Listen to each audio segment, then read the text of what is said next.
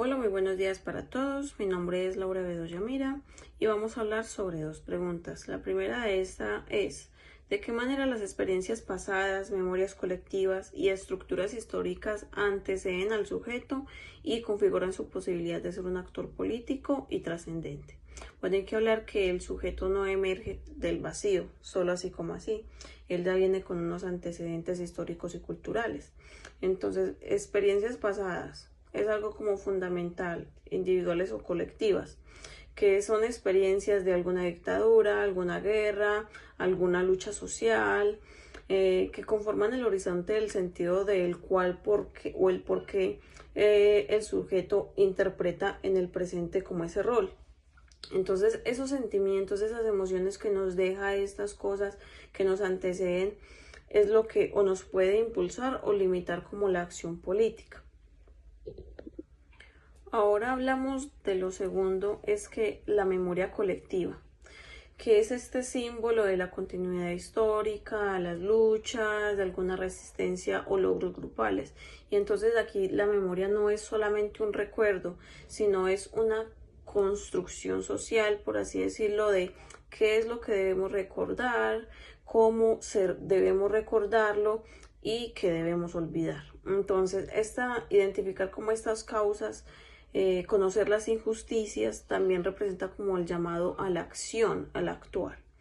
Y ya como por último, para responder esta primera pregunta, es la estructura histórica. Ya sería pues como el tema de la economía, lo social, lo político, y es algo como una condición más material, que se van heredando, ya sea como el colonialismo, el patriarcado, el racismo estructural, como lo es también el capitalismo. Entonces son condiciones que al final no determinan, pero sí condicionan el sujeto histórico que de pronto, político que de pronto puede ser. Entonces, como conclusión a esta primera pregunta, tenemos que el sujeto político no es algo completamente racional, no es algo encasillado, que va a depender mucho del producto histórico, de las emociones, las posibilidades y límites derivados de una memoria y una estructura social. Ahora vamos a seguir con la siguiente pregunta: ¿qué elementos de la formación histórica y cultural de un sujeto permiten que trascienda su rol individual y se constituya como agente de cambio colectivo? Bueno, ahora aquí el sujeto trasciende su rol individual para convertirlo como ese agente de cambio colectivo cuando desarrolla esa conciencia histórica, que es la más fundamental que siento yo. Se identifica con una causa común.